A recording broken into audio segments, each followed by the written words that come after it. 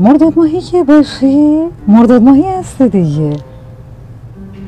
عند همه ماها بسیار مغرور، به هیچ کی پا نمیدن ولی بسیار مهربون. خانم آقا هم نداره، همشون همینن. خدا نکنه رو کسی زوم کنن و به کسی پا بدن و اون یه نفر اینا رو بپیچونه. تمرکزشون تو زندگی رو اون یک نفره.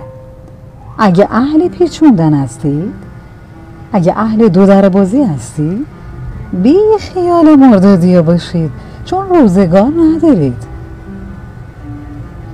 مرداد رو به همه مردادیای عزیز من جمله خودم تبریک میگم و آرزوی بهترین ها رو براتون دارم.